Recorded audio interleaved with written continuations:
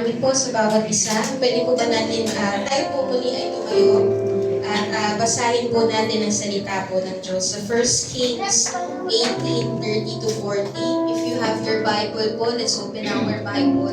So 1 Kings 18, verse 30-40. Sabi po dito, Then Elijah said to all the people, Come near to me.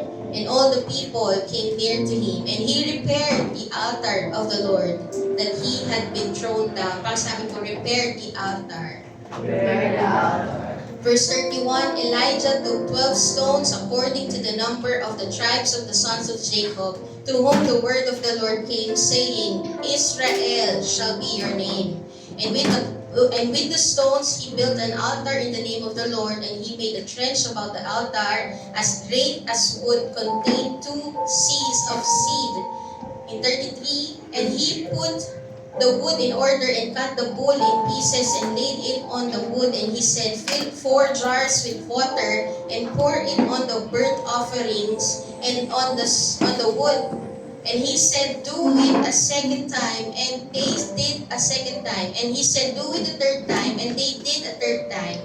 And the water ran around the altar and filled the trench also with water.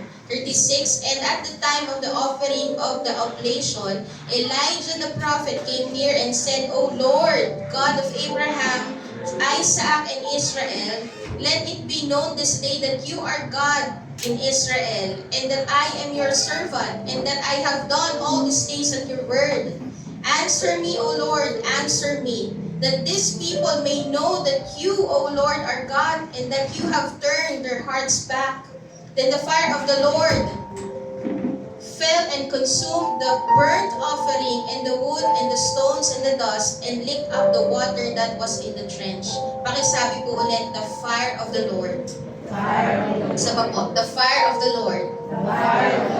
And when all the people saw it, they fell on their faces and said, The Lord, He is God. The Lord, He is God. Pakisabi po, the Lord.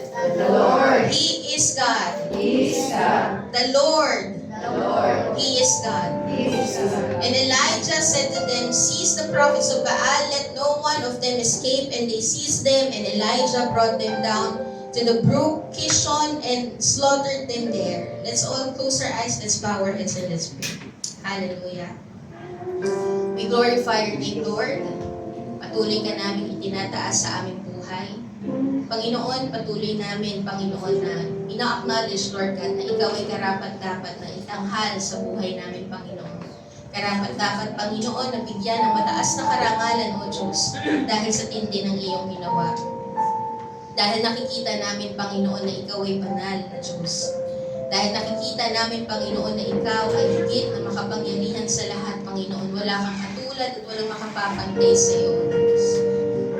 Panginoon, dalangin namin na patuloy mong buksan ang aming isipan, ang aming puso, ang aming spirito, Panginoon. Na patuloy na maunawaan, O Diyos, ang tunay na pagsamba sa isang tunay na Diyos na buhay.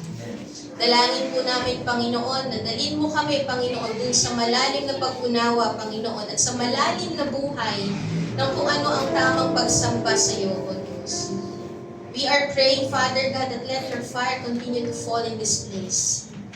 Let the radiance of your glory continue to fill this place, Lord God. Hayaan mo na patuloy na maging bukas ang aming mga mata at makita namin ang kamitingan ng iyong kalwalhatian, O Diyos.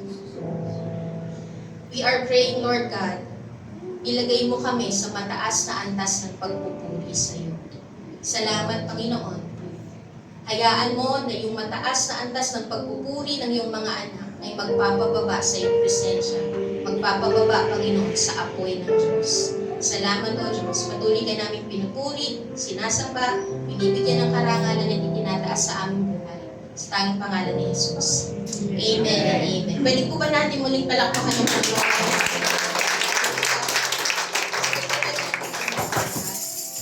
Today po, I know that it is a Resurrection Sunday. Tama po ba? Yun po yung ina-expect natin. It is a Resurrection Sunday. Ang muling pagkabuhay ng ating Panginoong Diyos. At yun po yung ina-expect po natin ng mensahe today. But alam niyo po ba, habang inaaral ko po yung resurrection, habang nag-prepare po doon sa mensahe about resurrection, dumating po yung araw ng Huwebes, Thursday. Nagpe-prepare po from Monday to Wednesday night, nagpe-prepare. Pagdating po ng Thursday, ang sabi po ng Panginoon, doon ka doon sa worship. Worship ang itapik mo. Dinala po ako ng Panginoon sa 1 Kings 18. Sabi ko, Lord, Thursday na, may pasok pa ako. Tapos yung Thursday na yon, anong oras na ako nakauwi from work? 9 p.m. So I don't have the time to prepare talaga. Sabi ko, Lord, talaga ba?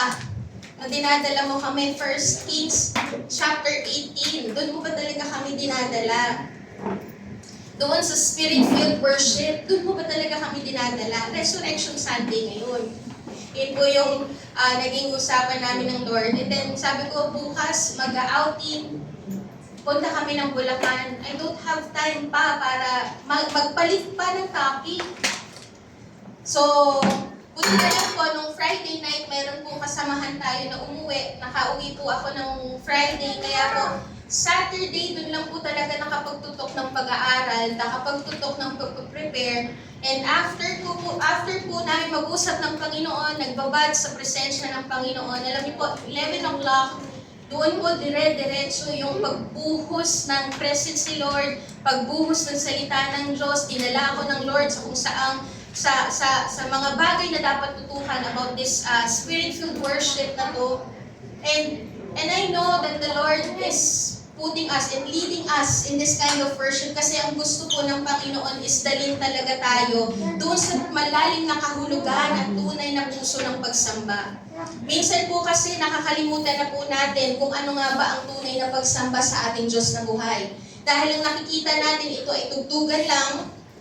And we see some people na kung titignan din po natin sa social media, nakikita natin ito ay tugtugan, performance, more of the lights, di ba?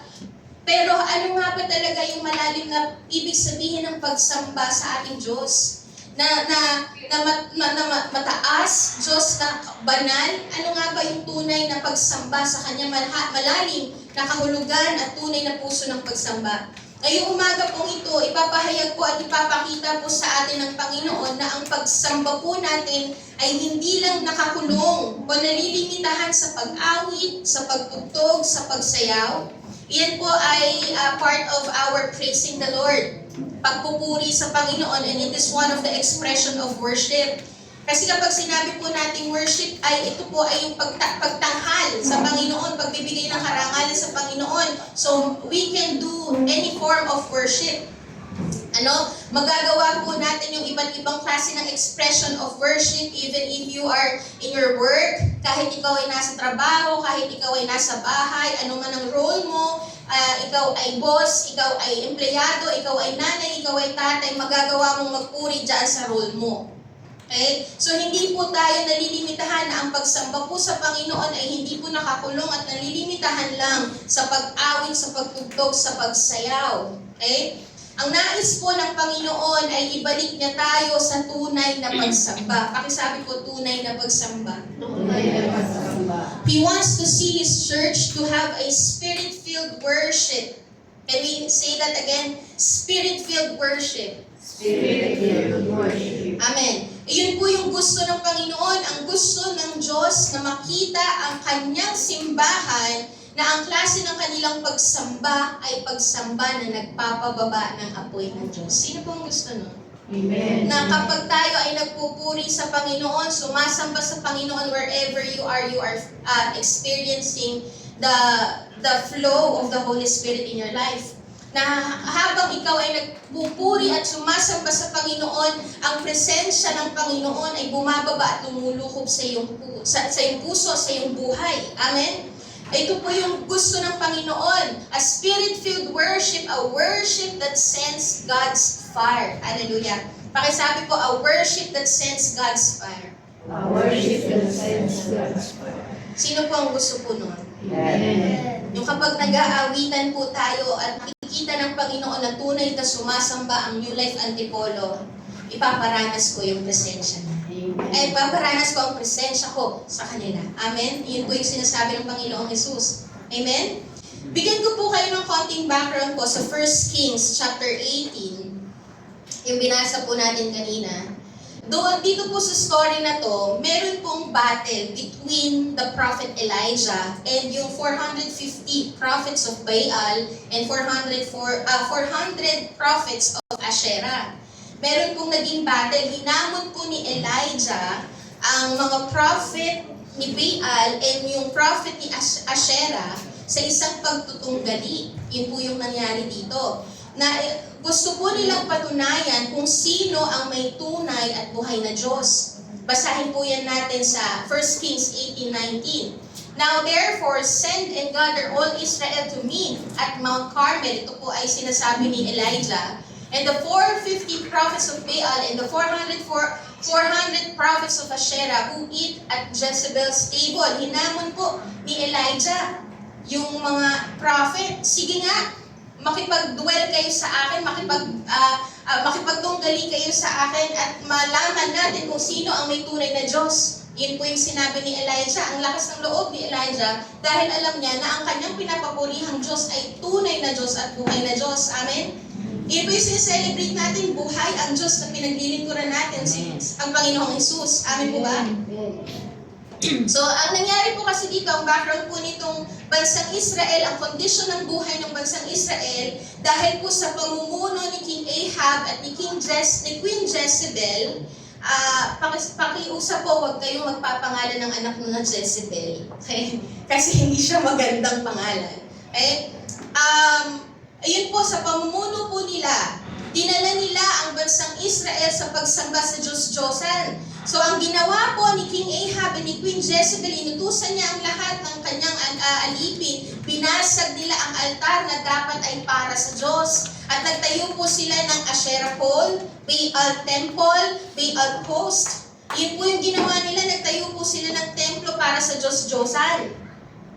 Na naging dahilan po why they are experiencing drought for 3.5 years. Yun po yung may tatagpuan natin sa 1 Kings 17.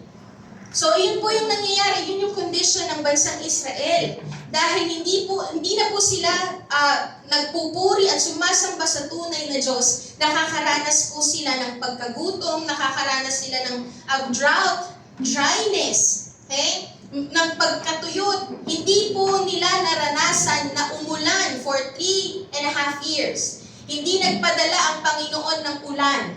Kaya natuyot yung crops nila.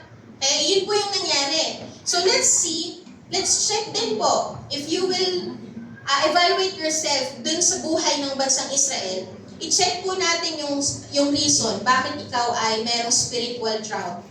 Kung hindi man tayo nakakaranas ng drought physically, na hindi natin nararanasan yung ulan, pero baka merong reason dun sa spiritual drought natin. O yung dryness natin spiritually, natatamlayan ka sa Panginoon, nawawalan ka ng gana na magpuri sa Diyos, nawawalan ka ng gana magsimba, nawawalan ka ng gana manalangin, mag-worship, or mag-devotion. Check mo, baka hinayaan mong mawasak yung altar ng Diyos.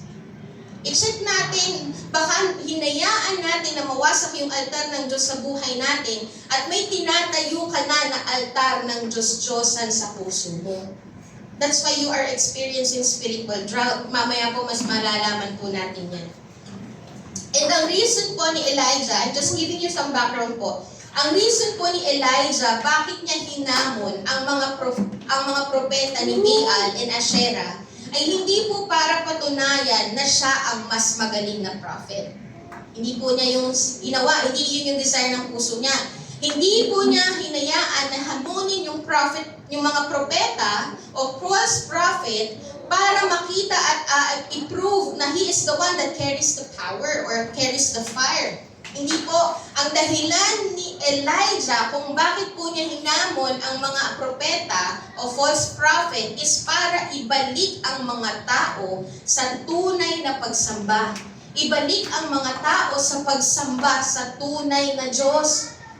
Kilalanin nila kung sino ang tunay na Diyos. Yung paghamon po ni Elijah ay para ipahayag. Hindi yung kanyang sarili, hindi yung kanyang kakayanan, o hindi para sabihin na ako ay mas magaling at I'm the one who carries the power. But Hinamon po ni Elijah yung mga propeta o false prophet para ipahayag sino ba ang tunay na Diyos na dapat nilang pinaniniwalaan, sinasamba at sinusunod. Sa 1 Kings 37, basahin po natin sa 1 Kings 37.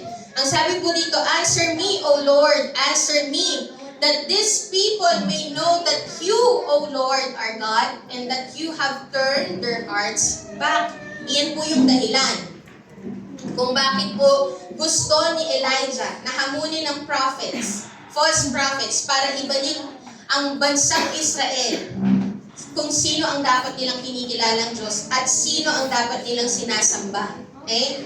And yung settings po nito, ganito po yung nangyari sa 1 Kings 18:23 to 24.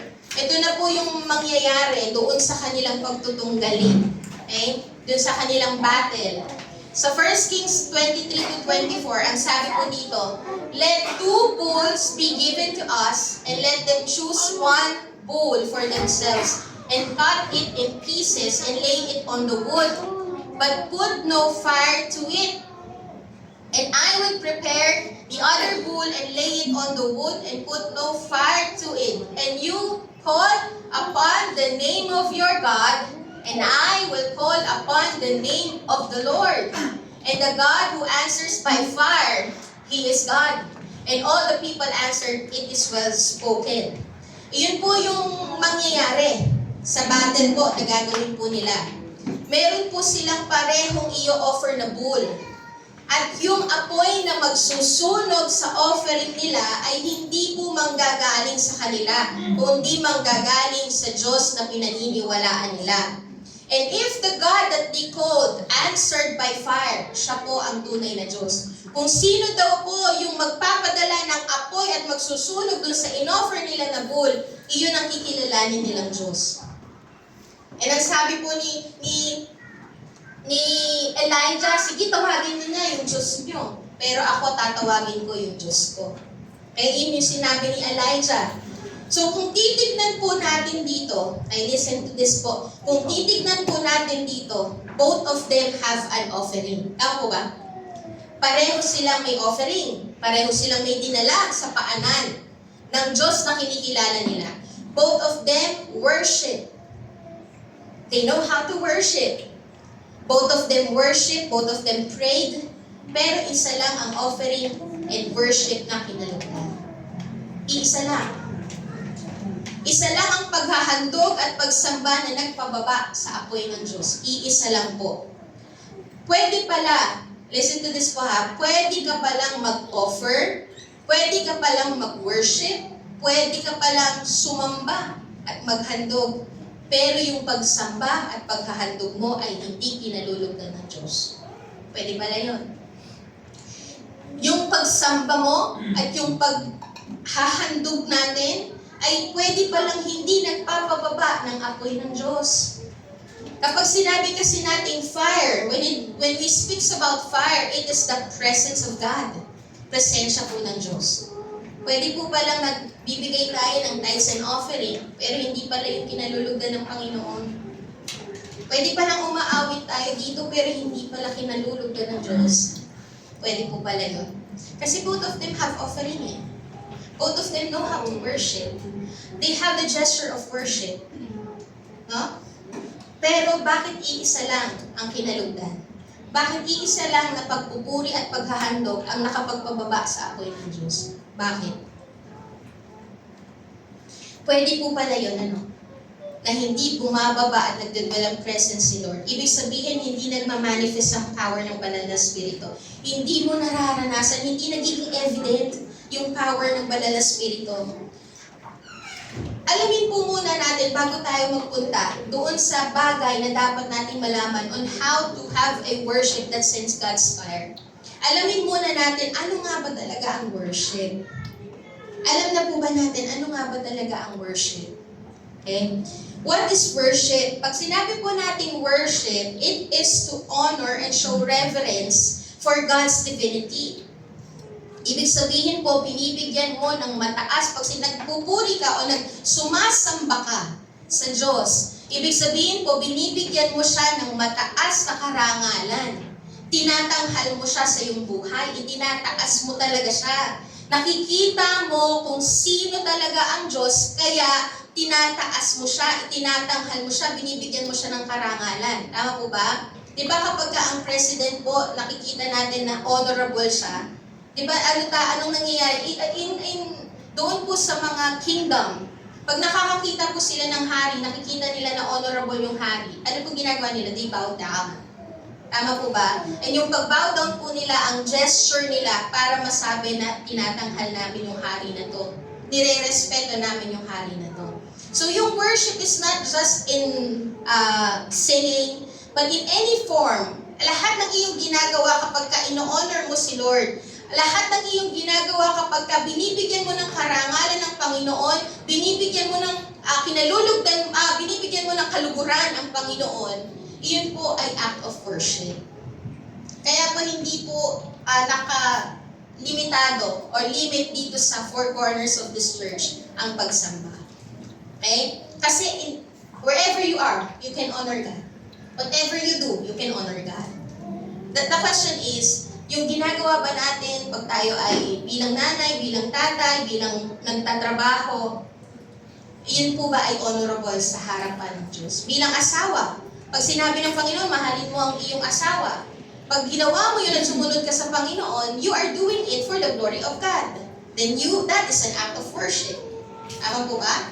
Pag sinabi ng Panginoon, magpatawad ka, you do it out of your honor and respect to the Lord dahil gusto mong sumunod sa Panginoon, mahal mo ang Panginoon, and you do it for the glory of God, then you are worshiping God when you forgive.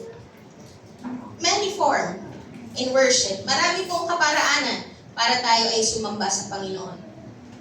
Pag sinabi po natin pagsamba, ito po is to regard and to regard with great and extravagant respect, honor, and devotion. Okay? Pag sinabi po nating worship, ito po ay yung pagtingin mo at pagkilala mo ng mas malalim pa sa kahalagahan ng Panginoon, His Word.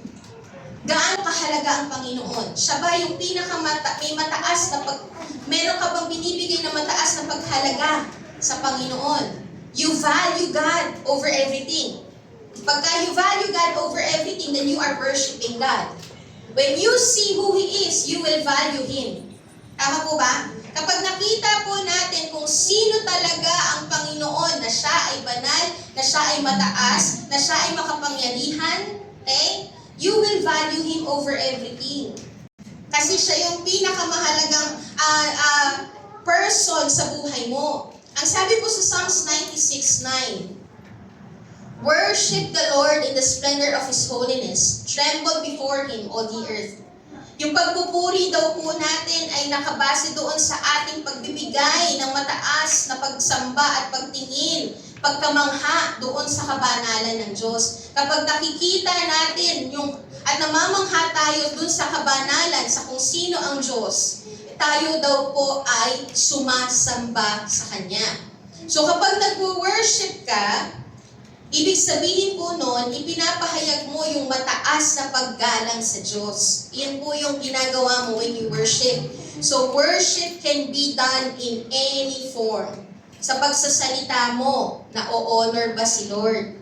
Sa pagsasalita po natin, na ibibigay po ba natin yung mataas na paggalang sa Diyos? Okay, we use the name of the Lord casually. Paano po natin ginagamit ang salita ng Diyos? Do we use the name of the Lord casually o we give weight na powerful ang name ng Panginoon? When I speak the name of Jesus, there is power. Sa ating pagsasalita, we give honor to the Lord. Sa pagsasalita mo, nakakapagpuri ka na sa Panginoon, pero ang pagsasalita mo ba ay honorable sa Panginoon? Okay? Or kapag ka natapilo ka, ay naku, Diyos ko po. Ba? Parang we use the name of the Lord in vain. Okay? Yung pag-awit mo, yung ginagawa natin. Pag-awit, paglilingkod natin sa ating pamilya, pagpo-provide natin sa ating pamilya, pagmamahal natin sa ating asawa, sa ating mga anak, that can be a form of worship if you do it for the glory of God. That can be a form of worship worship kung ang ginagawa mo ay talagang nakalulugod sa Panginoon at nagbibigay ng paggalang sa Diyos. Yung pamumuhay natin, kamusta po yung pamumuhay natin? Iyan po ba ay nagbibigay ng paglugod sa Panginoon o na nagiging kalugod-lugod po ba tayo sa Panginoon kasi tumusunod tayo sa Kanya? That can be a form of worship when you obey God. When the Lord says pray for your enemy, then you do it, then you are worshiping the Lord because you obey Him. Tama po ba? Everything that you are doing, if you are doing it sa paggalang sa Panginoon, sa pagmamahal sa Panginoon, sa pagrespeto sa Panginoon at sa Kanyang salita, that is a form of worship. Amen po ba? Amen? Naintindihan na po ba ang worship? So, ang pagsamba po natin ay hindi nalilimitahan sa four corners of the church. Wherever you are, you can do worship. Wherever you are, pwede kang sumamba. Whatever you do, that can be a form of worship if you do it for the glory of God. Amen po ba? Amen? So, sino po dito gusto na magkaroon ng pagpupuri na nagpapababa ng apoy ng Diyos? Na kapag ikaw ay nagpuri at sumamba sa Panginoon, nararanasan mo ang presence ni Lord na lumulubog sa iyo. Nararanasan mo yung presence ni Lord na kumikilos sa iyong buhay. So, unang bagay po na dapat po nating maintindihan, if we want to have a worship or to do worship that sends God's fire, una po is the center of your worship. Sino ba ang sentro ng pagsamba mo? Sino po ang center ng worship natin? Tignan po natin sino ang sentro ng pagsamba natin. Kasi kapag tama ang sentro ng pagsamba natin, our worship will send God's fire.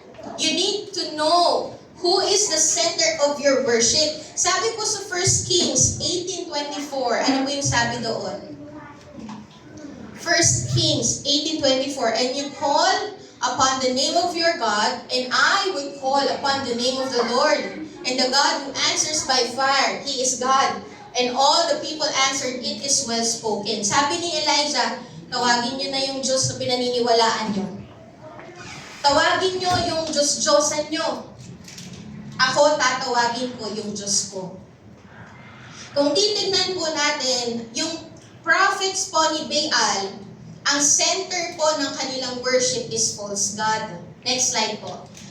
Ang center ng kanilang worship is their idols. Hindi tunay na Diyos, kaya hindi nagpababa ng apoy. Yung idol, yung false god, tinatawag nila yung maling Diyos. Yun po yung nangyari sa dun sa prophet ni Baal, Baal's prophet or the false prophet. Pero si Elijah, ang sentro po ng kanilang pagsamba o kanyang pagsamba is the one true living God. Sabi ni Elijah, you call the name of your God. Tawagin mo yung Diyos-Diyosan mo, pero ako tatawagin ko yung aking tunay na Diyos. I am calling my one true living God. My worship is focused on the one true living God. Siya lang ang tatawagin ko, wala nang iba. Totoo at buhay ang Diyos na tinatawag ni Elijah, kaya nakapagpababa ng apoy.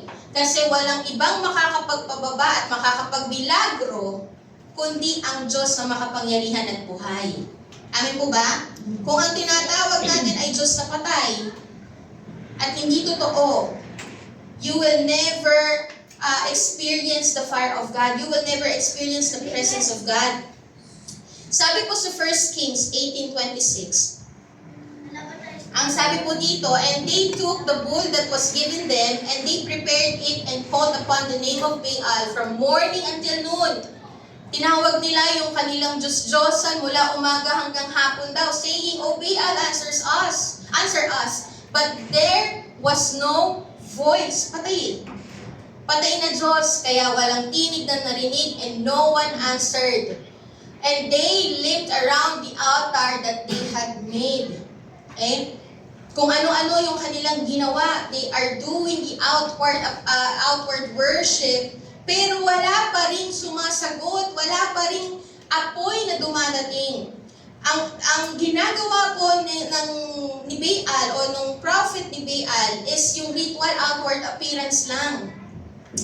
Pero si Elijah po, next slide po.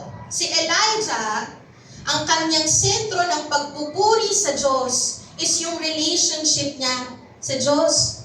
That is the foundation of his worship. That is the center of his worship. He is calling the one true God and he has a relationship with this one true God.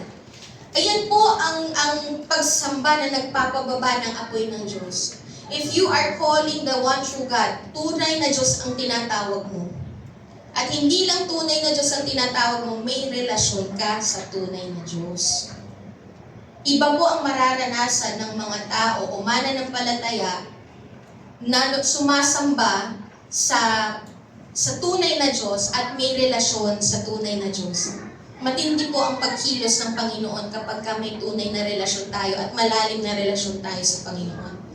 Si Elijah po, ganoon po ang kanyang sentro ng pagpupuri sa Panginoon, his relationship with God. That is the foundation. That is the center of his worship, his relationship with God, his God. 1 Kings 18:36, ano po yung sabi doon? And at the time of the offering of the oblation, Elijah the prophet came near and said, O Lord, God of Abraham, he truly knows kung sino ang kanyang tatawagin. Malalim ang kanyang pagkilala sa kanyang Diyos. Malalim. Kaya po matindi ang pagkilos ng Panginoon kapag siya ay sumasamba. Kasi ang lalim ng kanyang pagkilala sa Panginoon. Sabi po niya dito, O Lord, God of Abraham, Isaac, and Israel. Kung titignan mo, ay, ganyan lang pala niya kilala ang Diyos. O Lord, God of Abraham, Isaac, and Israel. Parang chant lang na parang basta lang niya sinasabi. Pero alam niyo po ba, when they are saying, O Lord God of Abraham, Isaac, and Israel, lahat-lahat na po ay nandoon. Lahat-lahat ng pagkakakilala nila sa Panginoon andoon na. When they are speaking the Lord, when they are addressing the name of God as Lord, ibig sabihin, itinatanghal nila na mataas ang Panginoon. Siya ang namumuno at nangunguna sa lahat. Siya ang pinakamataas sa lahat. And when they are speaking God of Abraham, he is saying and speaking that this God that I am worshiping is the God who makes covenant. Ganoon niya katindi kakilala, ganoon kalalim ang pagkilala niya sa kanyang Diyos. This God, when I speak that this God is the God of Abraham, my God is the God who makes covenant. When I speak that God is the God of Isaac, this God that I am worshiping is the God who fulfills covenant. Not just makes covenant, but fulfills covenant. That He is the God who is powerful and mighty. He is the one who intercedes. He is the one who intervenes. He is the one who provides. Ganoon po when He speak that, O Lord God of Abraham, Isaac, and Israel, He fully knows kung sino ang kanyang tinatawag, ang lalim ng kanyang relasyon sa Diyos. When He speak that He is the God of Israel, ipinapahayag po niya na ang Diyos na kanyang sinasamba is the God who is merciful. Kasi from Jacob, pinatawad niya po si Jacob at binago niya ang buhay ni Jacob. Kaya po kinikilala niya ang kanyang Diyos na God who is merciful and compassionate, the God who transforms lives. Lahat, when they are saying, O Lord, God of Abraham, Isaac, and Israel, ganoon po niya idinideclare kung sino ang Lord niya. Ganoon niya ipinapahayag ang lalim ng kanyang pagkilala. Kamusta po ang pagkilala natin sa Panginoon? Malalim po ba? Kasi kapag malalim ang pagkilala natin sa Panginoon, napakataas ng pagsamba natin sa Kanya. Amen po ba? If you want to give the highest praise and worship, yung matinding pagsamba sa Diyos, kailangan mong laliman ang pagkilala sa Panginoon. Kung gusto po natin yung pagsamba na nararanasan ng presensya ng Diyos, kailangan po ang sentro ng iyong pagsamba ay ang Diyos at kilala mo yung Diyos mo. Amen po ba? Naiintindihan po? Kaya ang pagsamba po ni Elijah is yung pagsamba na nagpapababa ng presence ni Lord. Kasi hindi po ito based sa ritual. Ito po ay based sa relasyon niya sa Diyos. Kaya ang pagsamba po niya ay araw-araw kasi gusto niyang patuloy na lumalim sa pagkilala sa Panginoon. Ito po ay nakabase sa relasyon niya sa Diyos. Nagiging matindi po kasi at malalim ang pagsamba mo kapag kilala mo ang Diyos na sinasamba. Ganoon po niya dahil nakita niya kung sino si Lord, napakataas ng Diyos, ang taas din po ng kanyang paggalang sa Diyos. Kung, di ba ang sinabi po natin kanina, ang pagsamba po ay yung pagbibigay ng mataas na paggalang. Dahil nakikita natin yung worth ng Lord. So kung nakikita natin kung sino si Lord sa buhay natin at nakikita natin talaga, kilala natin kung sino si Lord, magiging mataas ang paggalang natin sa Kanya. Amen po ba? Amen? Kinalulugdan po ng Diyos ang pagsamba natin, hindi po base sa kung gaano kakagaling sumipra ng awit.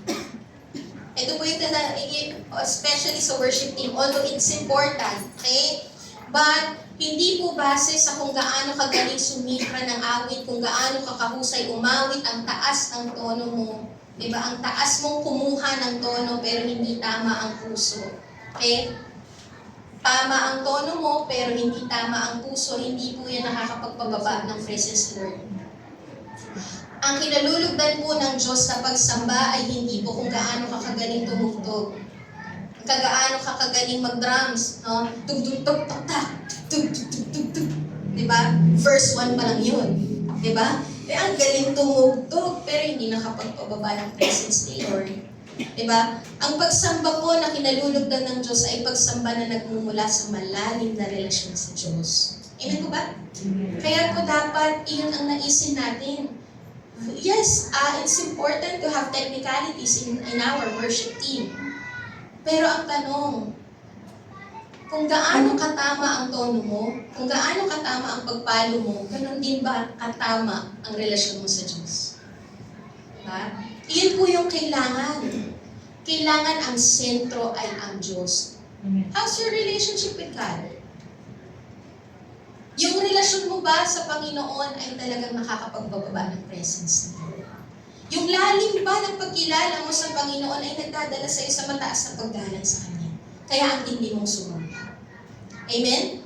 Mas may laman po at mas may bigat ang pagpupuri at pag-awit kung malalim ang pagkilala sa Panginoon.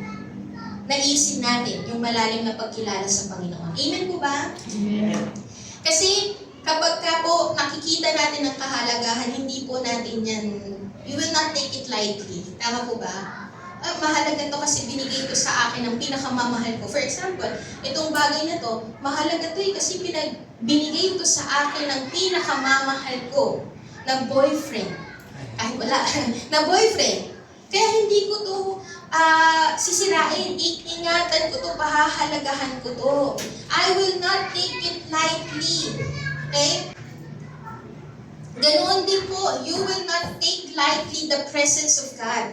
You will not take lightly the name of the Lord because you know how weighty the presence of the Lord and the name of the Lord is. Kung gaano katindi ang pangalan ng Panginoon. Amen po ba? You will not take lightly yung pagpupuri mo sa Diyos kasi nakikita mo how worthy He is to be praised. Amen? Alam niyo po ba kapag kilala natin ang Panginoon, ganito po yung magiging response natin when it comes to worshiping His name. Hebrews 12:28-29. Nailagay ko po ba? Ang sabi po dito, kaya magpasalamat tayo sa Diyos sapagkat tumanggap tayo ng isang kahariang hindi nayayanig. Sambahin natin ang Diyos na sa paraang kalugod-lugod sa Kanya, may paggalang at pagkatakot. Sapagkat tunay nga na ang ating Diyos ay apoy na tumutupok. If you truly know who God is, if you truly know the God that you are serving and worshiping, hindi mo po iti-take lightly ang pagpupuri sa Kanya. You will not take lightly yung ginagawa mo para sa Kanya. You will take it as sacred. Yung talagang may bigat. Ang tindi po ng ito pong ginagawa nating pag-awit, ang tindi po nito. Ito pong ginagawa nating paglilingkod, ang tindi nito. Kapag nakikita natin na ito ay banal, hindi natin ito sisirain. We will not dishonor this. Hindi rin po natin ito babaliwalain o ipagpapalit. Amen po ba? Ganun din po sa pagpupuri sa Panginoon.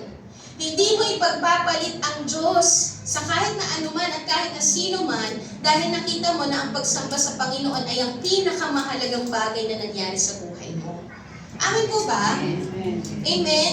Sa 1 Kings 18:28, sabi din po dito, and they cried aloud and cut themselves after their custom with the swords and lances until the blood gushed out upon them.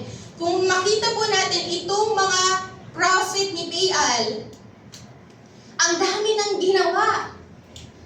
Nag-cut na ng sarili, nagbuhos na ng dugo, pero wala pa rin nangyari. Di ba kahapon nung isang araw, ang dami natin nakita. Grabe yung sakripisyo nila, devotion nila. Di ba? Naghahampas sila sa likod, pero ang tanong, yung ginagawa ba nilang devotion at panata ay tunay bang nakalulugod sa Diyos? Kung titignan po natin to, tunay ba talaga na, tunay bang Diyos talaga ang pinapupurihan nila at pinapanataan nila? Yung binibigyan nila ng devotion at panata? Di ba? Ang sabi po dito, and they cried aloud, cut themselves, pero wala pa rin respond. Kasi nga, ang kanilang center ng worship is their performance. The center of their worship, the point of their worship is their performance. They point the people to their performance. Ibig sabihin, you are pointing the people to yourself. When we speak that they are pointing the people to their performance, yung lahat ng ginagawa nila, you are pointing people to yourself. Ganun po yung nangyayari.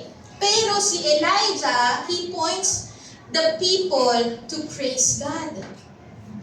Ganoon po ang dapat na, ayun po yung pagpupuri na nakakapagpababa sa presence ni Lord. Hindi yung pinopoint ang mga bagay o ang mga tao sa sarili mo, kundi pinopoint ang tao sa pagpupuri sa Diyos. Amin po ba? Sabi po sa 1 Kings 18:37, ano po yung naging puso ni Elijah? Yung puso po niya ay nagpahayag kung sino ang sentro ng kanyang pagpupuri at pagsamba. Sa 1 Kings 18:37, answer me, O Lord, answer me, that these people may know that you, O Lord, ginawa po niya yung pag-o-offer, hindi po para ipahayag na magaling akong mag-offer. Ginawa po niya ang paglilingkod at paghahandog para dalin ang mga tao kung gaano kagaling si Lord. Para dalin ang mga tao na ito ang tunay na Diyos na dapat yung sinasamba. Amin po ba? Yun po yung ginawa. Dapat ang sentro ng ating pagpupuri ay nakapoint lang lagi kay Kristo. Amen po ba? Hindi sa sarili natin. A worship that sends God's fire is a worship that always points to the one true living God. It always points to Jesus. Yun po yung nakakapagpababa. Yung pagpupuri at pagsamba na nakakapagpababa ng apoy ng Diyos ay yung pagpupuri na laging sentro ang Panginoong Hesus. Ang handog na kinalulugdan ng Diyos ay ang handog na iniaalay sa tunay na Diyos. Nag-aalay po ba tayo? Kilala po ba natin ang tunay na Diyos? Siya ba talaga ang ating sinasamba?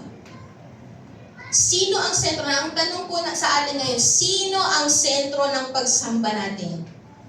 Sino po ang sentro ng pagsamba natin? Let's evaluate ourselves today. Sino ang sentro ng pagsamba natin?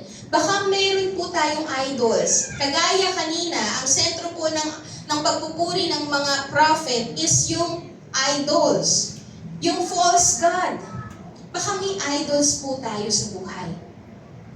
Baka iyan ang sentro ng ating pagpupuri o pagsamba. Baka meron po tayong Asherah poles sa heart. Meron tayong Temple of Baal in our lives. Yung pong mga bagay na yan is yung mga Diyos-Diyosan sa bahay or pwede ring Diyos-Diyosan sa puso. Diyos-Diyosan mo yung relationship kasi mas mataas yan kaysa sa Panginoon. Na kapag niyaya ka ng boyfriend mo, ng girlfriend mo, tara, labas tayo. Araw ng linggo, hindi ka aatin. Sino na ang sinamba mo? Yung boyfriend mo. Tama po ba? Work and career. Mas gusto mo bang maging successful sa career mo, sa work mo, kaysa maging successful sa spiritual life natin? If that is the kind of life that you are living, na may mas mataas sa puso mo kaysa sa Lord, na may ibang mas mataas kaysa kay Lord sa puso natin, then our worship, yung pagsamba natin ay hindi po nakakapagpababa ng presence ni Lord. Hindi po natin mararanasan ang presence ni Lord kung may humahat lang. Yung desire for entertainment, for leisure. Diba? Ano po yung mas desire natin? Mas desire ba natin yung manood ng K-drama kaysa magpuri sa Panginoon, kaysa mag-devotion? Diba? Yung tipong naka-alarm ka ba, ay, kailangan kong sumilay kay Park Seo-joon. Diba? Pero ayaw mong sumilay kay Lord. Sisilay tayo dun sa mga crushes natin sa K-drama, pero ayaw mo man lang makita si Lord. Nawawalan tayo ng time. Kasi mas pinipili natin yung desire for entertainment and leisure. Kamusta po? Baka meron tayong idols, kaya hindi si Lord ang nagiging sentro ng pagsamba. Your worship will never sense God's fire if you still have idols in your heart. Kung merong mas umaangat sa buhay mo kesa kay Lord. Worship that sends God's fire is a God-centered worship. Amen po ba? Si Lord po ba ang sentro? Yung si Lord talaga ang naitataas sa buhay mo, wala kang ibang idol sa puso mo. Walang ibang pangalan na nandyan sa puso mo. Yung pag binuksan yung puso mo, ang tumitibok, Tyron. Ayun ba? Ang tumitibok, Hana. Di dapat Jesus. Amen po ba? Amen. Kung titignan natin spiritually, isa-surgery natin yung puso natin, sino ang tinitibok ng puso mo? Sino ang sinisigaw ng puso natin? Jesus. Is it Jesus? Jesus. Amen. Thank you, Lord. It is the Lord Jesus Christ because He is the center of our worship. Amen? Amen. Hallelujah. Kanina po, sinabi din natin, sino ang sentro ng pagsamba natin? Pwedeng idols, meron tayong ibang mga bagay na itinataas sa buhay natin. Or pwedeng performance. Pwedeng sarili mo ang itinataas mo sa buhay mo. True worship mo kasi points only to God, not pointing the people to your performance. Amen? Yung tipong mag-iisip tayo, ay kaya matindi ang worship kasi ako ang nagpakanta. Diba? Ang tindi ng worship kasi ako yung nag-drums. Ang tindi ng worship kasi ako yung nag-back up. No? Binigyan ako ng mic pero sumayaw ako. Joke lang. Ako yung nag-LCD, isang pindot lang. Grabe, nag-iyak yung mga tao. No? Ganun po ba? Ang OA ko po dito, no? Pero tignan natin, baka we are pointing the people to ourselves. Let's evaluate. Gagawin ko itong mga bagay na to prove na ako yung kinakasihan ng banal na spirito and ako yung kinalulugan. Ganun po ba yung nagiging desire ng puso natin? Why we are doing these things? Remember, worship is to utter the worthiness of God, not yourself. Ang tunay na pagsamba ay yung pagsamba na hindi ikaw ang nakikita, kundi yung pagsamba na nagpapahayag na ang Diyos ay kamangha-mangha. Amen. Amen mo ba? Ulitin po natin. Ang tunay na pagsamba ay yung pagsamba na hindi ikaw ang nakikita, kundi yung pagsamba na nagpapahayag na ang Diyos ay kamangha-mangha. Ganun po ang tunay na pagsamba.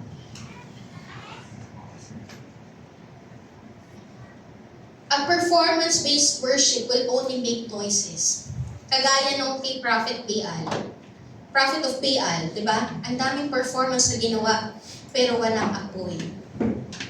Nag-ingay, pero walang impact. Kasi a performance-based worship will only make noises but will never receive fire. A God-centered worship will release real fire. We will experience yung apoy ng Diyos sa buhay natin. We will experience the move of the Holy Spirit in our lives kung tunay ang pagsamba natin at ang pagsamba natin ay nakasentro sa Panginoon. Sino po ulit ang sentro ng pagsamba natin? Ang Panginoong Jesus po ba? O may idols tayo? Or tayo ang sentro ng pagsamba? A worship that sends God's fire is a worship that is centered on Jesus Christ. Amen? Pangalawa po, the condition of the altar. Sabi po sa 1 Kings 18:30, Then Elijah said to all the people, Come near to me. And all the people came near to him. And he repaired the altar of the Lord that had been thrown down. Nirepair po ni Elijah yung binasag ng mga prophets na altar na para sa Diyos. Nirepair po niya. Kasi a worship that sends God's fire is a restored altar. Kailangan mong i-restore yung altar mo para makapagpababa ng presence ni Lord. Kung gusto po natin na ang pagsamba natin ay nagpapababa ng apoy ng Diyos, kailangan po natin ayusin yung altar. Pag sinabi natin na ayusin yung altar, ibig sabihin po nun is aayusin mo yung relasyon mo sa Diyos. You will restore your relationship and your intimacy with God. Next slide po, I think meron dyan. You will restore your relationship and your intimacy with God. Ayusin natin. Kamusta po yung relasyon natin sa Diyos? Yung intimacy natin sa Panginoon, yung malalim na relasyon natin sa Diyos, gaano mo siya kamahal? Gaano mo siya ginagalang? Gaano ka sumusunod sa Kanya? Gaano ka nagkakaroon ng pagtanais na makilala ang Diyos? Sira na ba yun? Yung desire na yun? O nandun pa sa puso mo? If you will see here po, si Elijah po, meron po siyang confidence that God will and can send fire. Kasi kilala niya yung Diyos niya eh. Kilala niya yung Diyos niya na may kakayanang gumawa ng milagro and He can send fire. Okay? Kayang-kayang mag-send ng fire ng Lord. Pero kahit alam po niya that God has the power to send fire from heaven, He still need to do something. Okay? And that is to repair and prepare the altar. Kahit confident po siya na ang Diyos na pinaglilingkuran ko ay may kakayanan na ibaba ang Kanyang presensya sa pagsamba namin. Pero kung basag ang altar mo, hindi mo mararanasan ang presence ni Lord. Ang Diyos ay may kakayanan. Listen to this po Ang Diyos po ay may kakayanan na ibuhos ang Kanyang presensya. He has the power to do it. Hindi po siya nalilimitahan. Walang limitasyon ang presence ni Lord. Kaya niyang ibuhos kahit saan, kahit sa ordinaryong araw mo. Pero ang tanong, maayos ba at nakaayos ba ang altar mo? Ang tanong, nire-repair at piniprepare mo ba yung buhay mo para makatanggap ng apoy ng Diyos? The fire of God will never fall to a broken altar. Kahit may kapangyarihan ang Diyos, and His presence is everywhere. You can feel Him everywhere. Kahit nasaan ka. Pero ang tanong, bakit hindi mo maranasan ang presensya ng Diyos is because the question is, how's your altar? Is it broken right now? The anointing will only flow to the aligned altar. Kung naka-align ka sa Panginoon kasi may relasyon ka sa Kanya at ang tindi ng intimacy mo sa Kanya, you give time to Him. You give time praying to Him, knowing Him, going deeper in your devotion sa pag-aaral ng salita ng Diyos. Pag sinabi natin connection, yung may intimacy ka talaga. Yung talagang di ba sa mag-asawa, kindat lang ng asawa mo, alam mo na. Ewan ko ba? Wala kasi kung asawa, best friend na lang. Di ba, for example, lang mag-best friend. Kahit po yan hindi nag-uusap ng verbal, tinginan lang yan, nagchichismisan yan. Bakit? Kilala ang isa't isa eh. May intimacy. Tama po ba? Malalim ang relasyon. Tinginan lang yan, alam na nila ay may pogi. Diba? Tama po ba? Tinginan lang yan. Gawanan lang yan. Alam, merong pogi doon sa kabilang table. Bakit po? May malalim na connection. Tama po ba? May malalim na connection. Mararanasan mo ang presence ni Lord wherever you are kung malalim ang connection mo sa Kanya. Ang tindi ng pananalangin mo, ang tindi ng pagkilala mo, yung pagnanais mo makilala si Lord, you really give time praying to Him. You really give time dwelling in His Word. Pagka po ganoon, yung iyong private time with the Lord, your time with God, or your relationship with God, definitely, you will experience the presence of God. Amen po ba? Automatic po yun, mararanasan mo yung presence ni Lord. Minsan nagtatanong tayo, bakit hindi ko maranasan ang presence ni Lord? Parang hindi ko maramdaman ang presence ni Lord kapag worship service. Kaya minsan may tanong tayong ganun. Alam niyo po, wala pong problema sa pagkilos ng presence ni Lord. Ang tanong doon, kapatid, naka-align ka ba? Kapatid, maayos ba yung altar mo? Maayos ba yung intimacy mo kay Lord? Kaya every time you worship, ang nararanasan mo at ang tindi mo magpuri. Amen? Si Elijah, ni-repair muna ang altar before po niya hilingin ang apoy ng Diyos. Kasi kapag ang kondisyon ng altar ay handa at maayos, automatic the fire of God will come. Amen po ba? Even though kahit na parang hindi muna apoy ng Diyos ang hilingin mo, ayusin mo muna yung altar mo. Para dahil automatic, bababa ang presence ni Lord. Automatic, lulukuban ka ng presence ni Lord kung ayos ang intimacy mo sa Kanya. You need to restore the altar. How's your altar? Kamusta yung relasyon natin sa Panginoon? Ibalik po natin yung intimacy natin sa Lord. Amen po ba? Amen. Pangatlo po, panghuli. A consecrated offering. A worship that sends God's fire is a consecrated offering. In the Old Testament po, ang kanilang way of worship is not through music, songs, dance, church programs, hindi po ganon. Ang expression ng kanilang pagpupuri. Ang kanilang pong expression ng kanilang pagpupuri at pagsamba sa Diyos is through sacrifice. Meron po silang ginagawang altar, nagtatayo sila ng altar, and they will make a sacrificial offering. Okay? Naglalagay po sila ng paghahandog ng isang animal, na yung animal na yun is the best of their flocks. Yung animal na yun is without defect. And that is their form of worship. Iyon na po yung kanilang pagsamba. That is their way of worship. Hindi po pag-awit, hindi sa songs, hindi sa dance, hindi po sa church programs. Pero yung pagsasakripisyo. The highest form of worship requires sacrifice. Kung gusto po natin na maging mataas ang pagpupuri at pagsamba natin sa Panginoon, dapat handa kang magsakripisyo. Handa po tayong mag-alay sa Panginoon. You offer to God something that has great value in your life. Handa po ba natin i-alay yun sa paanan ng Diyos? Yung mga bagay na hinihiling sa atin ng Diyos. Yung mga bagay na sinasabi, anak, bitawan mo na yan, i-alay mo yan sa akin. Handa po ba tayo na isakripisyo yun? Kasi the highest form of worship is not singing. The highest form of worship is you are willing to surrender everything at the feet of Jesus. That is the highest form of worship. The highest form of worship is giving a sacrificial offering to the Lord.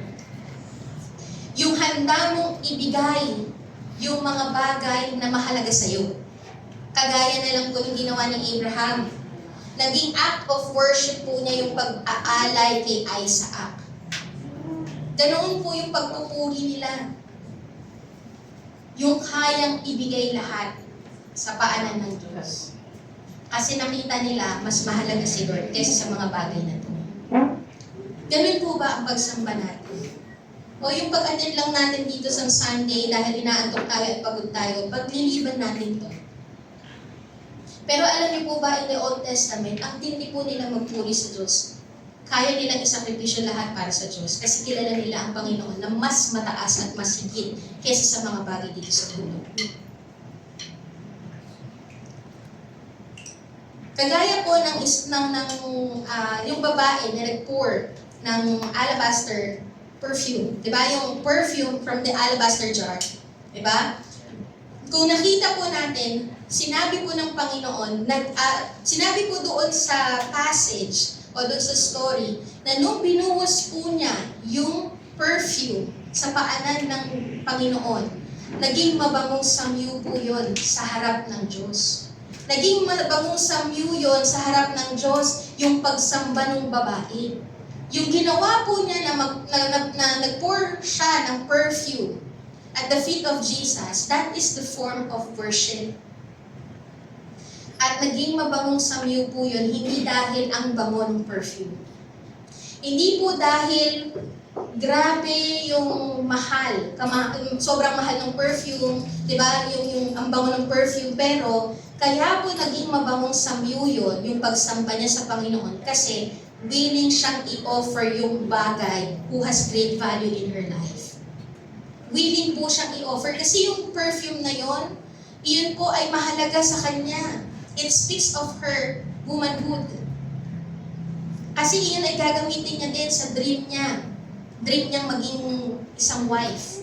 Dream niyang ikasal. Gagamitin niya yun eh. Pero handa po niyang i-lay down yun before the Lord kasi para sa kanya, mas mahalaga si Lord kesa doon sa pangarap ko. Ganoon ang pagsamba. You are willing to surrender everything at the altar. You are willing to surrender everything at the feet of Jesus because you see Him that He is more worthy of everything that you have. Amen po ba? Of everything in this world. Ganoon po ang pagsamba. When you see the greatness of God, you can easily sacrifice and offer to Him what you have, what you value here in this world. And sa buhay natin, ano ang bagay na pwede nating i-offer na sacrificial offering sa Lord? Sa Romans 12:1, pwede ko po bang tawagin ng worship team? Sa Romans 12:1, I appeal to you, therefore, brothers, by the mercies of God, to present your bodies as a living sacrifice, holy and acceptable to God, which is your spiritual worship. Pakisabi po, present your bodies as a living sacrifice. Isa pa. Pwede po ba natin sabihin ulit? 1, 2, 3. Present your bodies as a living sacrifice. Yung sinasabi po ng Panginoon dito, ito yung pagsamba, yung highest form of worship mo, yung isasakripisyo mo ang iyong buhay at ibibigay mo ito sa paanan ng Diyos. Pag sinabi natin present your bodies, hindi lang po ito katawan, pero it is your whole being. Lahat-lahat, your physical, your emotional, your mental, your spiritual, your heart, your mind, your strength, everything about you, you will lay it down before the Lord. You will lay it down at the feet of Jesus. Iaalay mo, isusuko mo, ipapasakop mo, iyan po yung highest form of worship. Ang matinding pagpupuri at mataas na pagsamba sa Diyos is yung kaya mong ialay, kaya mong isuko, at kaya mong ipasakop ang lahat patungkol sa iyo sa paanan ng Diyos. Kasi worship is surrender. It is not just about singing. Worship is about surrender. Worship is sacrificing yourself, sacrificing oneself, choosing God over yourself. Iyan po yung worship. True worship is about the willingness to surrender everything at the altar. Iyan po yung tunay na pagsamba. Hindi ka lang basta aawit, tutugtog, papanig sa stage. Ang buhay po ba natin ay may tunay na pagsuko? May tunay na pagsuko po ba ang buhay natin? Kasi kung may tunay na pagsuko, yung ginagawa mo ay act of worship na. It is pagsamba na po yun. Ayun po yung tunay na pagsamba na kinalulugdan ng Diyos. Yung buhay na handang ialay ang lahat sa paanan ng Diyos. Handa po ba tayong ialay ang lahat sa paanan ng Diyos? Lord, I have a relationship. But hayaan mo na ikaw ang maghari sa relasyon ko. Meron akong marriage, hayaan mo ikaw ang maghari sa marriage ko. Kung sasabihin mo, mahalin ko yung asawa ko, mamahalin ko siya. Kahit nakakainis siya. Diba? May ganun tayo. Kahit hindi ko siya mahal minsan, pero dahil sinabi mo, mahalin ko ang asawa ko, mamahalin ko siya. Alam niyo po yung ginagawa natin na pagmamahal sa asawa natin is an act of worship. Kasi sumunod ka sa Diyos eh. Inalay mo, nilay down mo yung pride mo. Diba? Nilay down mo sa Panginoon, Lord, sige, susuko ko tong pride ko. Kasi ayoko na masira ang marriage ko, ang family ko, just because of this pride. And because you said to your word that I need to love my family, I need to love my wife, I need to love my husband, then I will do it. Isusuko ko tong pride ko, ilalagay ko ito sa paanan mo, kasi mas gusto kong purihin ka sa pamamagitan ng pagpapatawad sa aking mga nakaaway. Yung lahat ng ginagawa mo, kung ito ay binibigay mo ng kaluwalhatian at sumusunod ka sa Panginoon at handa mong isuko sa Panginoon sa paanan ng Diyos yung mga bagay na hindi tama sa harapan niya, you are doing an act of worship. You are worshiping the Lord. That is an act of worship. Amen po ba? Ang pagsamba, ang tunay na pagsamba na kinalulugdan ng Diyos, yung buhay na handang ialay ang lahat sa paanan ng Diyos. The good stuff and the bad stuff, handa mong isuko sa paanan ng Diyos. Lord, galit ako, isusuko ko to sa paanan mo. Kasi ayoko na magpatuloy akong may galit dahil gusto ko ang maghari sa'yo, ang maghari sa akin ay kapahayapaan na nagmumula sa'yo. That is an act of worship. That is worship. The highest form of worship is you will offer yourself completely to the Lord.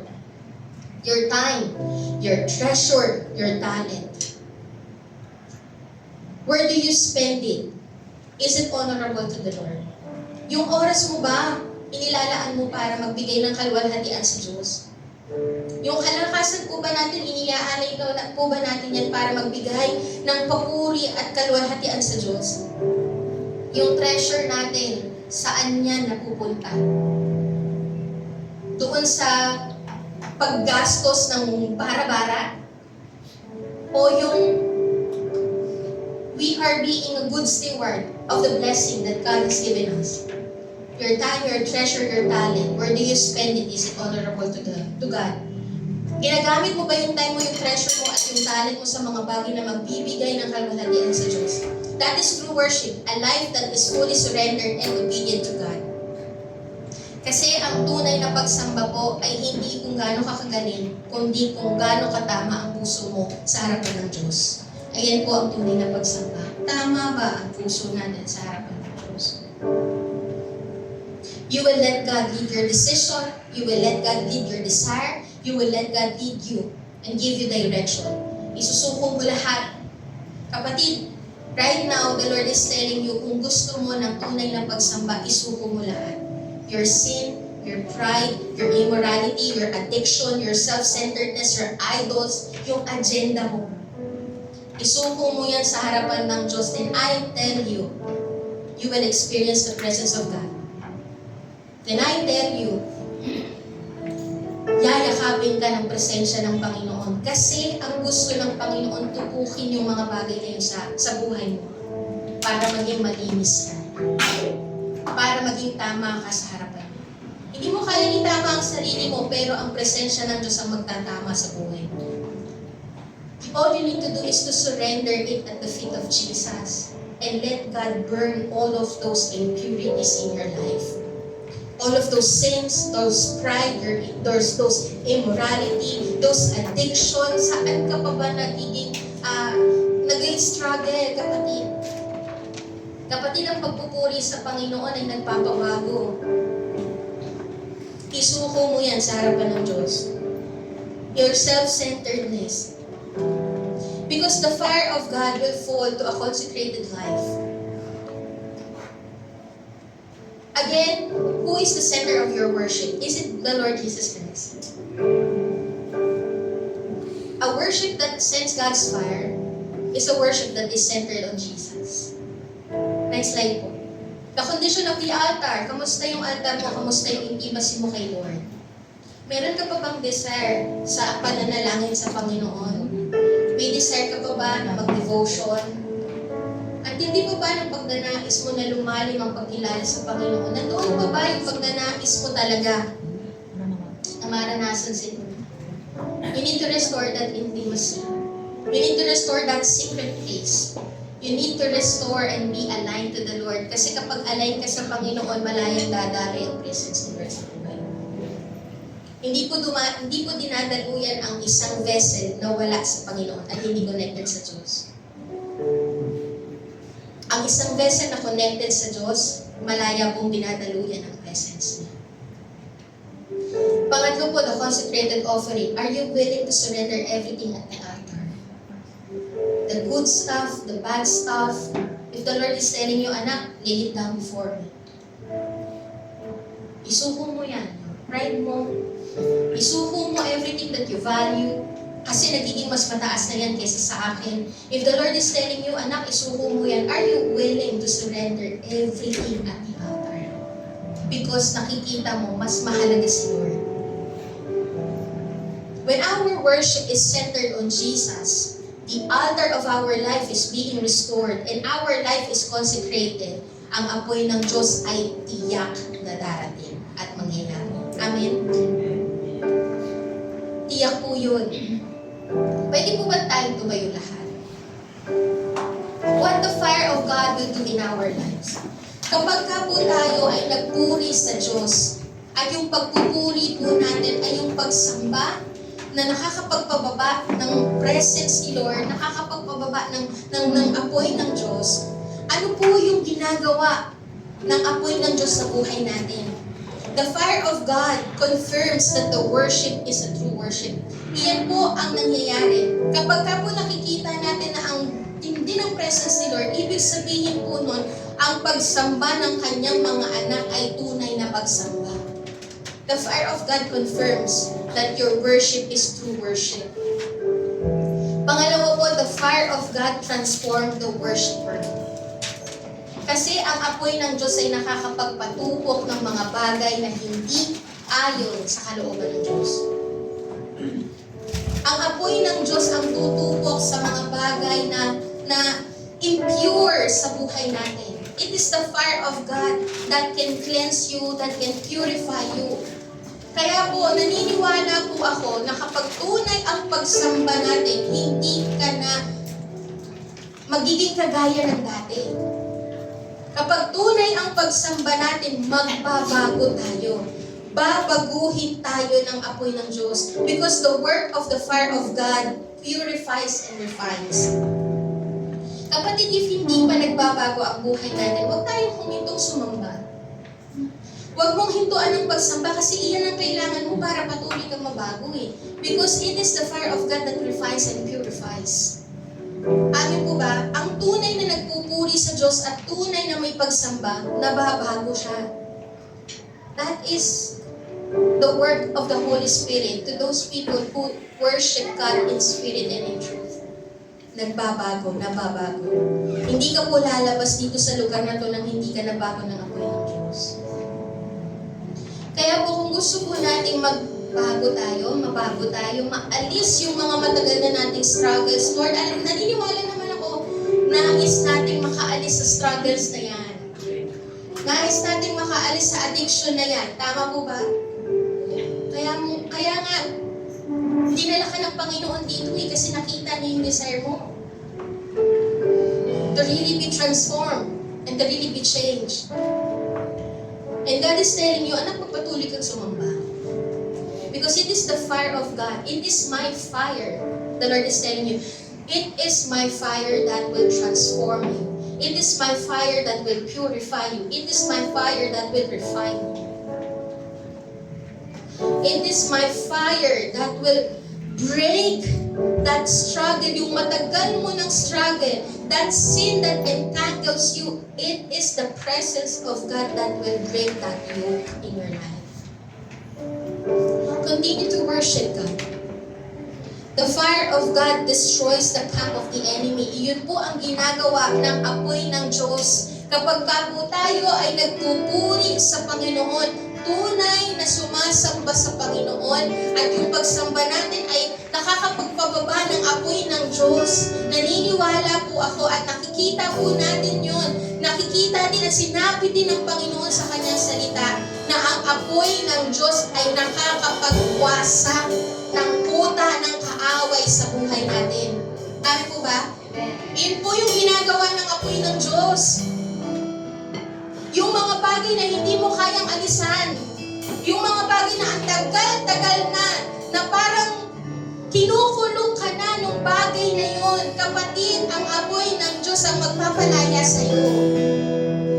Dahil ang apoy ng Diyos ang magwawasak ng kuta ng kaaway at ng pagkagapos ng kaaway sa buhay mo. Kagaya na lang po ng buhay ni Samson.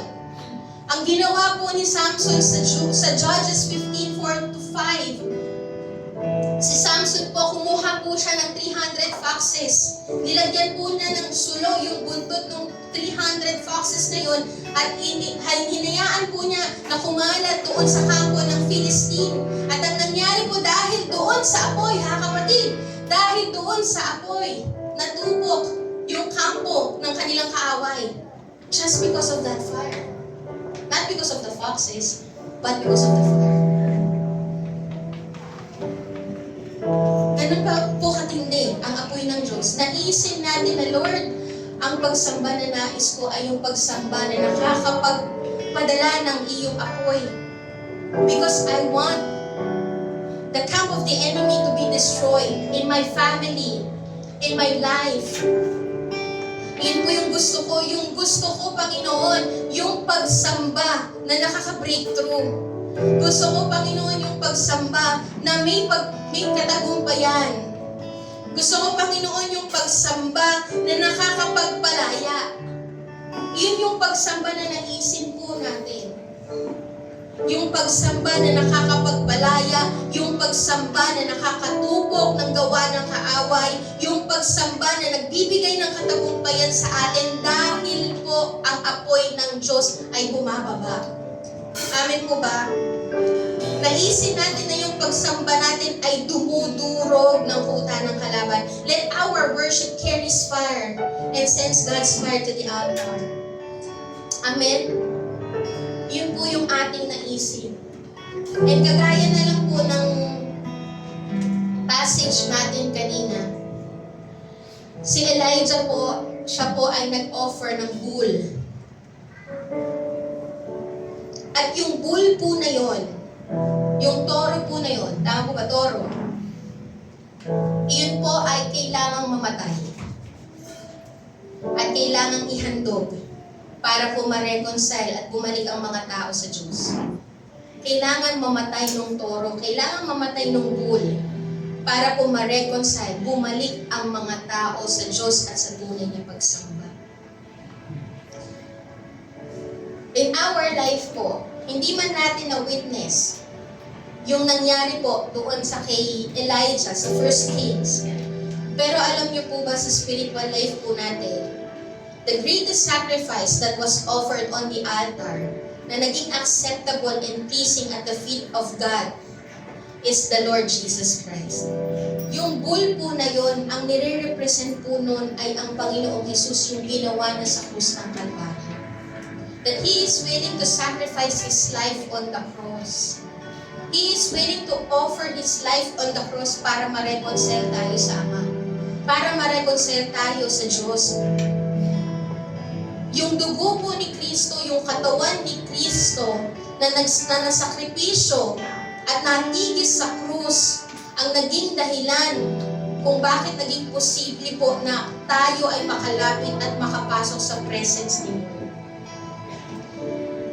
Yung presence po, yung ginawa po, yung sakripisyo ng Panginoong Hesus ang naging daan para kalugdan ng Diyos ang pagsamba natin. The greatest po, ang dahilan, ang unang-unang dahilan kung bakit kinalulugdan ng Panginoon ang pagsamba natin dahil po sa sakripisyo na ginawa ng Panginoong Hesus sa krus ng Kalbaryo. Kaya po alam niyo po, ito po ginagawa natin, lagi ko po sinasabi, na itong ginagawa nating pagsamba, huwag po natin itong ipagpaliban, ipagpalit, baliwalain. Bakit po? Kasi ang tindi ng inalay para maging posible na nandito ka. Ang tindi po ng inalay para maging posible ang pagpasok mo sa presence ni Lord. Ang tindi po ng inialay para lang maranasan mo yung presence ng Diyos. Huwag mong ipagpaliban kahit inaantok ka, kahit pagod ka, kung saan ka man napagod, Huwag mong ipagpaliban kasi ang tindi ng inialay para mangyari to. Ano yung inalay? Dugo ni Kristo. Buhay ni Kristo. Iyan po ang dahilan kung bakit naging kalugod-lugod ang pagsamba natin sa Diyos. Our worship becomes pleasing and acceptable to God because we are washed and covered by the blood of Jesus Christ. Amen po ba? Amen. Kasi kapag ikaw ay sumasamba, ang nakikita ng Diyos Ama, dugo ni Kristo. Grabe, no? Hindi po tayo ang merong ginawang sakripisyo para lang makapagpuri at malayang makapagpuri sa Diyos. Ang Panginoong Jesus pa rin ang gumawa ng daan para makapasok tayo sa presence niya. At maranasan mo talaga yung pagkilos ng banal na Espiritu sa buhay mo. Ang tindi ng ginawa ng Panginoon. Ang tindi ng sakripisyo ng Diyos. Kaya kapatid, huwag mong hayaan na makita mo yung ginagawa mo sa Panginoon na parang pwede na isang tabi. Okay lang, huwag na munang umatin. Isang Sunday lang ang na-miss. Hindi. Ang na-miss mo yung tindi ng sakripisyo na ginawa ni Kristo. Kaya ka nandito. I am praying po na makita talaga natin kung gaano katindi ang Panginoon. Kaya sasambahin natin siya. At ibibigay natin yung mataas na karangalan. At itatanghal natin siya sa ating buhay. Hallelujah. I am praying din po, kapatid, na ang maging sentro talaga ng ating pagpupuri sa Panginoon ay ang Panginoong Jesus. Hindi ang ating sarili. If the Lord is telling you, you still have idols, kaya hindi mo maranasan ang pagbaba ng presence ko. Lay it down. Are you willing to surrender it at the altar? Are you willing to surrender it? Ang tagal ng sinasabi ng Panginoon sa'yo, isuko mo. Pero are you willing to surrender? Are you willing to surrender your pride? Are you willing to surrender that addiction? Kapatid, ang tagal ng sinasabi ng Panginoon, isuko mo na yan. Are you willing? Kasi sinasabi ng Panginoon, nakakasira yan ng relasyon mo sa akin. Nakakapagtubok yan ng apoy sa buhay mo. Isuko mo yan.